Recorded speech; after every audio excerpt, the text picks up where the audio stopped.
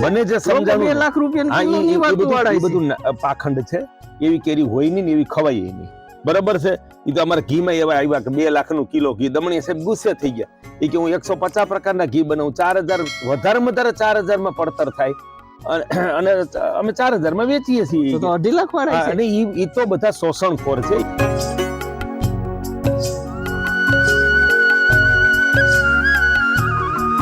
આ દેશી કૂતરા બજારમાં રખડે અને ઓલો 2 લાખ નો લઈ આવી, એના જેવી વાત છે. વેચનારાનું કમાણી છે, પછી વાવનારાનું શું થશે ને એની કોઈ પડી જ નથી. વાવનારો ખેડૂત તો ભરમાય છે. અહીંયા સૌરાષ્ટ્રમાં ક્યાંક સફરજન વાવો થી કલમું વેચવા વાળો હવે કમાય, પછી વાવશે એનું શું થશે એ તો અમને ખબર છે કે ભાઈ આ સફરજન ની ધરતી નથી. અહીંયા સફરજન નું ઉત્પાદન ન મળે, રોગ વધુ આવે અને પોષણ મૂલ્ય હોય જ નહીં. નમસ્કાર, હું છું જોગલ નાથા અને મારી સાથે છે સાગર જોશી. અમે બંને મિત્રો આવી ગયા છે રાજકોટ નજીક આવેલા એક ચીભડા ગામ. આજે હું તમને એક એવા માણસને મળાવી, એક એવા ખેડૂતને મળાવી કે જેણે લોકો જલ ક્રાંતિ તરીકે જે થઈ છે ક્રાંતિ ને એમને તરીકે લોકો એને ઓળખે છે. પરંતુ આજે હું એમને એક અલગ છે, એક ગાય આધારિત ખેતી તરીકે આપણે મનસુખભાઈ સુવાગિયાને મળીએ. કઈ રીતે ચાલે છે, સફળ ગાય આધારિત ખેતી કરવી તો કઈ રીતે થાય છે. આ સાંસ્કૃતિક કરીને એમનું ફાર્મ છે. આ ચીભડા કરીને રાજકોટ નજીક આવેલું ગામડું છે. લગભગ અત્યારે 7:15 થયા છે અને આ બધો સરસ એવો બધું માહોલ છે. અને હું મનસુખભાઈ જોડે બેઠો છે, મારો મિત્ર સાગર સામે ઉભો છે. રામ રામ મનસુખભાઈ. રામ રામ રામ રામ. હવે સમજાવો.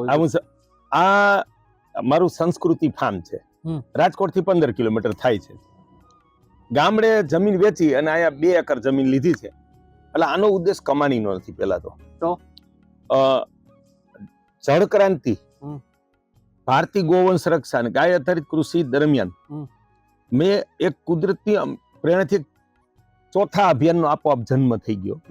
કારણ કે મારા નાનપણમાં મારા વાડીમાં 20 દેશી આંબા હતા અને એ બધાની જાત અલગ હતી. બરાબર. પણ એમાં 5-7 તો એવા હતા કે ઈ કેરી પાકે ને મૂકો ને તો કોઈ કેસર હાફૂસ ને અડે જ નહીં.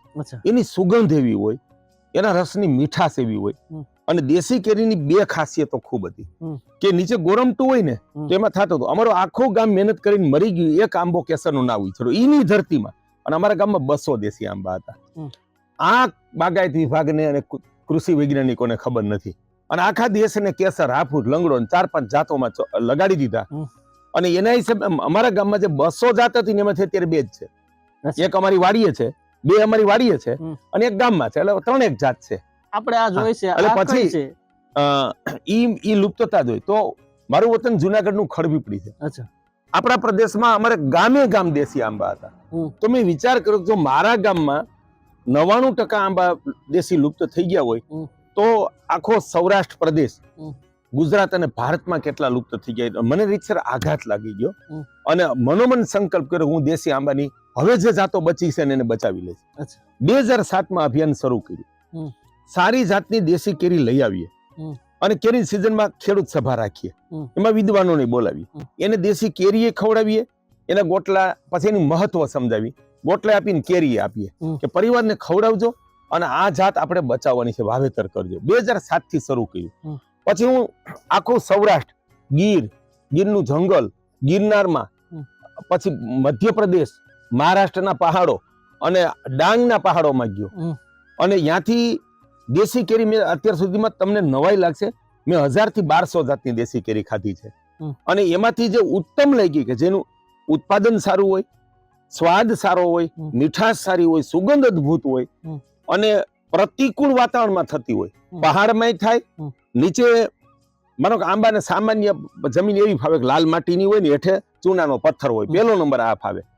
કોઈ પણ ધરતીમાં થાય એવી અમે 200 જાત શોધી અને અમે એનું જુદા જુદા વિસ્તારમાં ગોટલાથી વાવેતર કર્યું અને એમાંથી અમને મહત્તમ સફળતા મળી.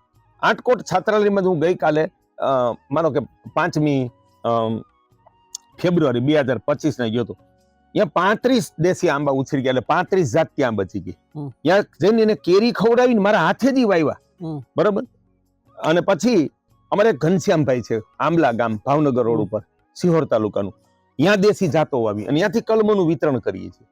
અને અમારા ફાર્મમાં દેશી આંબાની કલમો કરી. આ ખેડૂતને ખબર નથી કે દેશીની કલમ થાય. શું કામ ન થાય? તમે જે કેરી કાચી હોય ત્યારે ખૂબ ખાટી હોય અને કાળા રંગની હોય આખી કેરી, એનું વાવેતર કરો. પાકે ત્યારે બહુ મીઠી થાય, એનું વાવેતર કરવું અને ઉત્તમ જાતનો દેશીની કલમ ચડાવી દેવાની. એવી આમાં કલમ ને ગોટલાથી વાવેલી 100 જાત છે. એટલે અમને તો 100 જાતની કેરી ખાવા મળશે, અમારા મહેમાનોને મળશે, અને બધી ગોટલી ભારતમાં વિતરણ થશે. અને પછી અહીંથી બધાને કલમના ડોકા મળશે કે કોઈ ખેડૂતનું ફાર્મ છે, એને દેશી પઠ્ઠા તૈયાર કરી દીધા 1 વર્ષના, અહીંયા આવશે અને અહીંથી ડોકા લઈ જશે, તો એને 10 વાવ હોય તો 10 ને 100 સુધીની જાતો મળશે. અને મારા જીવનમાં 1000 નવી દેશી જાત આપીને જવું છે. નિંદા નથી કરતો. આઝાદીના 75 વર્ષમાં દર મહિને કરોડોના બાગાયત વિભાગના પગાર પછી 2 દેશી જાત બાગાયત વિભાગે બચાવી નથી, એને ઓળખતા જ નથી. ત્યારે માણસ એમ થાય કે માણસ એક યંત્રવત કામ કરે છે. સંવેદના ક્યાં, પ્રકૃતિનું દર્શન ક્યાં? અને આ પ્રકૃતિ દર્શનમાંથી, મારા ગ્રામ દર્શનમાંથી મેં ગોઈતું અને અહીંયા જાત બચાવી છે. પછી બીજો વિભાગ કર્યો છે અહીંયા શાકભાજીનો. મેં તમને બતાવ્યું કે અત્યારે આ ફેબ્રુઆરી મહિનામાં 20 પ્રકારના શિયાળુ શાકભાજી થાય છે. એમાં 2 વિશેષતા તમને મજા આવશે અને ગુજરાતના ખેડૂતોને પ્રેરક છે. એક આ બધી જ જાતો દેશી છે. દેશી ગાજર, બરોબર છે, કોબીની દેશી જાત, ફુલાવર, પછી દેશી 3 પ્રકારના ટમેટા છે, 3 પ્રકારના દેશી રીંગણ છે, 2 ઓળાના અને અમારા મખની જે અહીંથી પ્રખ્યાત છે, બરોબર છે, દેશી સકરિયા છે. પછી એવી જ રીતે 2 પ્રકારની દેશી શેરડી છે, બરાબર.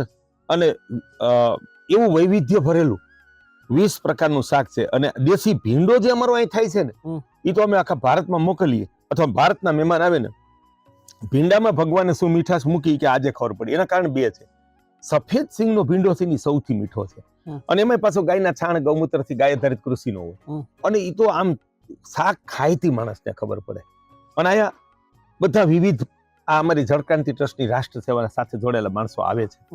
ત્યારે અહીંથી તાજું આજે જ તમારા માટે તાજા રીંગણ તોડ્યા, અને એ મહુવાના મોરપીછ રીંગણ છે. હવે એ તોડીને તરત સીધો ભઠ્ઠામાં એ શેકીએ, અને એ વડાનો સ્વાદ તમે માણો તો તમને આહા. જો રાસાયણિક ખાતરને ઝેર વાપરવામાં ના આવે અને ખેડૂત પોતાના શાકભાજી આંગણે વાવે અને જ્યારે શાક બનાવવું હોય ત્યારે જ તોડે, તો એનો સ્વાદ બ્રહ્મ હોય છે. અને એટલું જ એનું પોષણ મૂલ્ય ઊંચું હોય છે, જેટલો સ્વાદ હોય એટલું.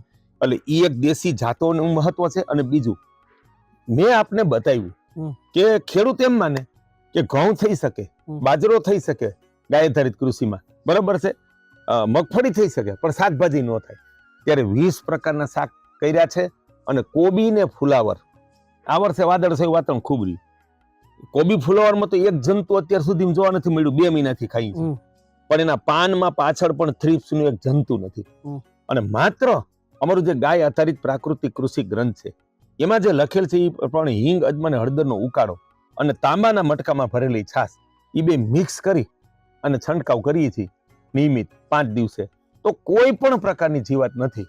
એટલે અહીંયા 3 સીમાચિહ્ન છે. 100 જાતના દેશી આંબા, અન્ય પ્રકારના 10 ફળજાડ, એટલે દેશી ફળજાડે બચાવી, 5 પ્રકારના સીતાફળ છે, 5 પ્રકારના જામફળ છે, 3 પ્રકારના જાંબુડા છે, દેશી ગુંદો છે, દેશી સરગવા છે 3 પ્રકારના, એ બધું જ બચાવીએ છીએ. પણ આ દેશી જાતોનું અહીંથી બધાને બિયારણ આપીએ છીએ. અને અમારા આચરણથી દેશના ખેડૂતને પ્રેરણા આપી કે કોઈ પણ પ્રકારની જંતુનાશક વિના અને રાસાયણિક ખાતર વિના ગાયના છાણથી ભરપૂર ઉત્પાદન લઈ શકાય છે અને 100% નિયંત્રણ થઈ શકે છે. એના માટે ખેડૂતોએ અમારો ગાય આધારિત પ્રાકૃતિક કૃષિ ગ્રંથનું 3 વખત વાંચીને પછી જ ગાય આધારિત કૃષિનો પ્રારંભ કરવો.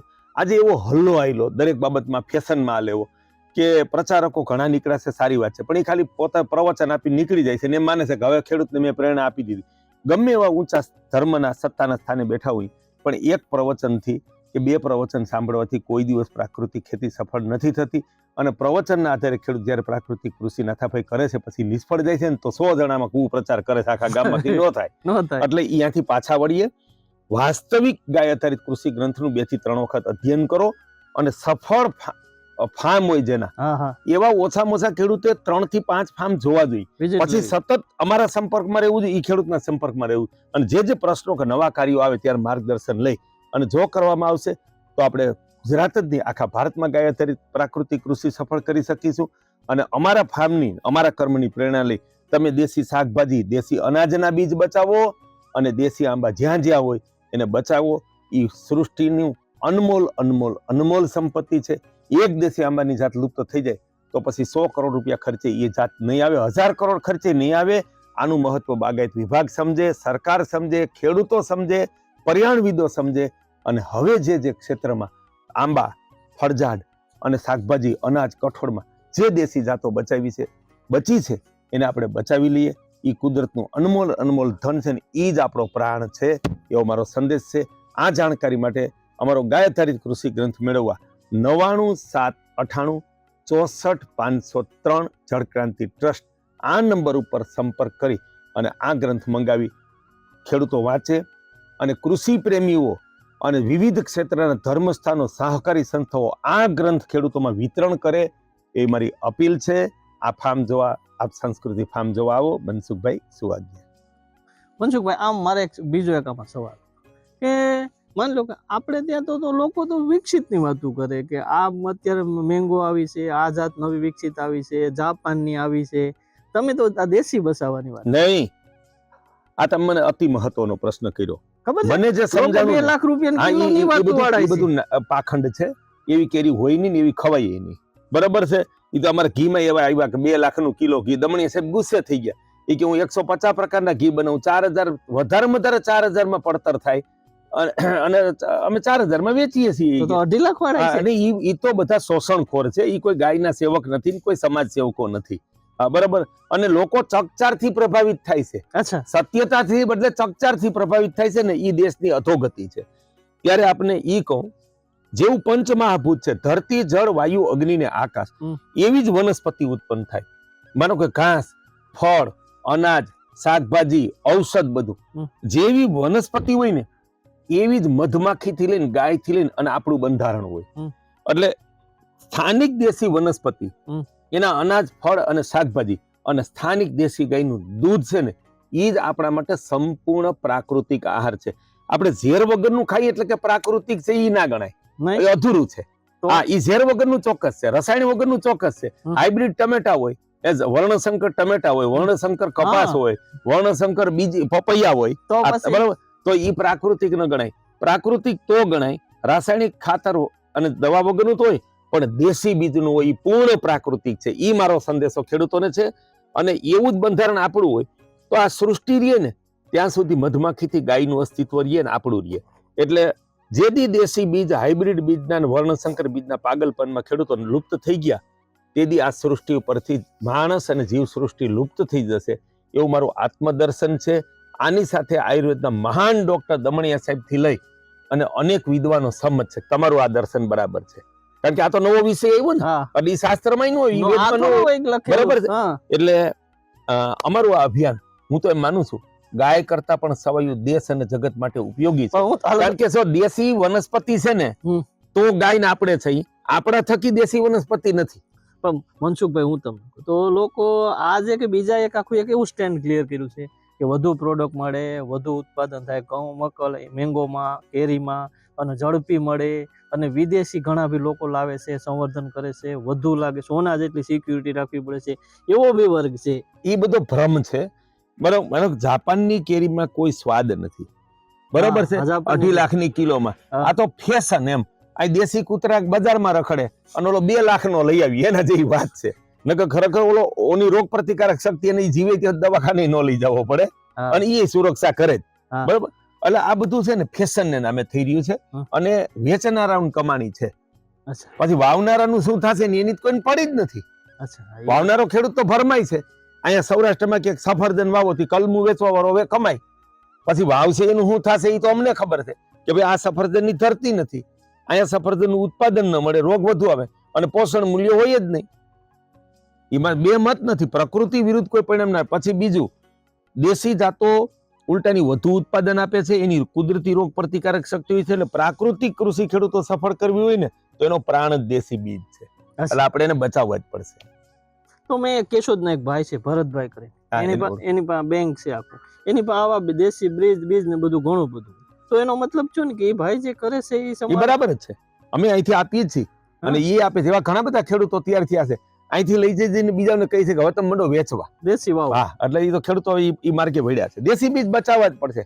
માનવ જાતિને જીવ સૃષ્ટિને બચાવવી છે તો પેલા દેશી વનસ્પતિ બચાવીએ, પછી ગાયને બચાવીએ, એટલે આપણે ઓટોમેટિક બચી જવાના છીએ.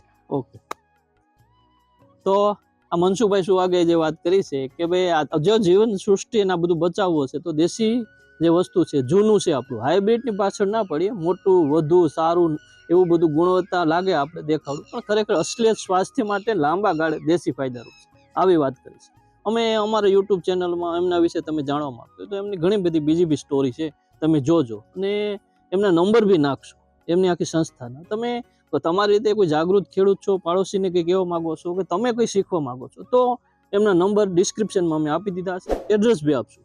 તમે જોવો, જાણો અને શીખો, બસ એના માટેનો અમારો પ્રયાસ છે. બસ આટલું જ. ફરી મળશું કોઈ ખેતીના અથવા કોઈ પોઝિટિવ સ્ટોરી માટે નવા વિચાર લઈને. ત્યાં સુધી મને રજા આપો. જય જય ગરવી ગુજરાત.